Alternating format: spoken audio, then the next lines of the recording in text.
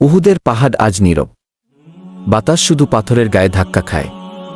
কিন্তু একদিন এই পাহাড়ই শুনেছিল সাহাবীদের কান্না, দেখেছিল রক্তে ভেজা মাটি, আর সাক্ষী ছিল এমন একটি মুহূর্তের যেখানে একটি ছোট অবাধ্যতা পুরো ইতিহাসের গতিপথ বদলে দিয়েছিল।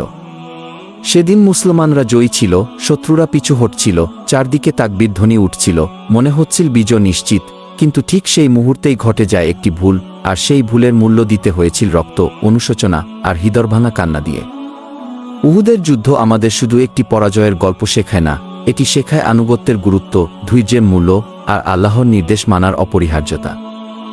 বদরের যুদ্ধে অপমানজনক পরাজয়ের পর কুরাইশদের অন্তরে জ্বলছিল প্রতিশোধের আগুন। তারা শপথ নিয়েছিল এইবার মুহাম্মদ শাহ এবং তার অনুসারীদের সম্পূর্ণভাবে শেষ করে দেবে। ৩,০০০ সুসজ্জিত সৈন্য, ঘোড়সওয়ার বাহিনী, অভিজ্ঞ যোদ্ধা নিয়ে তারা মদিনার দিকে অগ্রসর হল।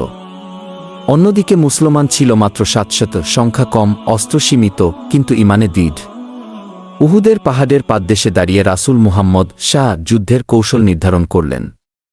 তিনি জানতেন এই যুদ্ধ শুধু তরবারির নয়, এই যুদ্ধ শৃঙ্খলা, আনুগত্য আর আত্মসংযমের পরীক্ষা। রাসূল শাহ পাহাড়ের একটি অত্যন্ত গুরুত্বপূর্ণ স্থানে ৫০ জন ধনুকধারী সাহাবীকে দাঁড় করালেন। তাদের নেতা ছিলেন আব্দুল্লাহ ইবনে জুবায়ের রা।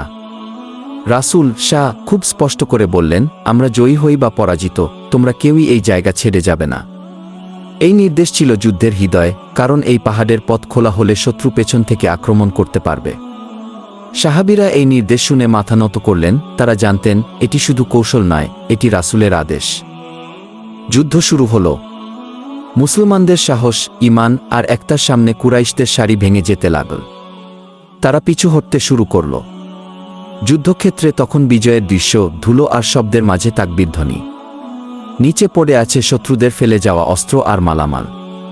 ঠিক এই সময়েই ধনুকধারীদের একটি অংশ ভাবতে শুরু করল, যুদ্ধ শেষ হয়ে গেছে, নির্দেশের সময় শেষ, এখন নিচে নেমে যাওয়া যায়।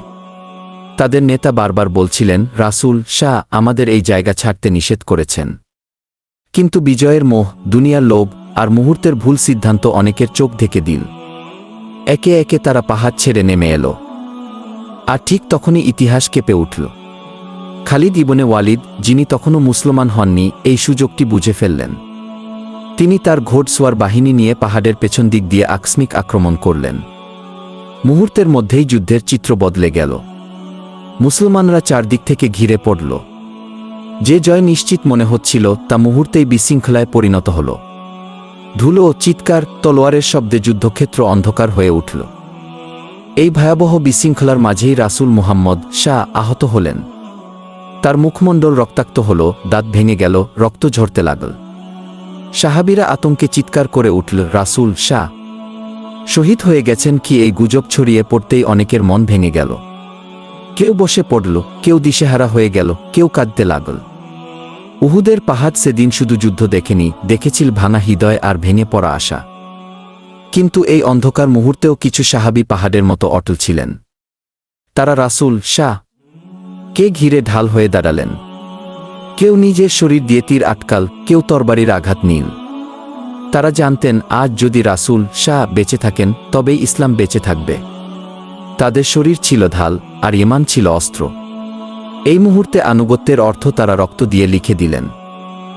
যুদ্ধ শেষে সাহাবীরা গভীর অনুশোচনায় ভেঙে পড়লেন।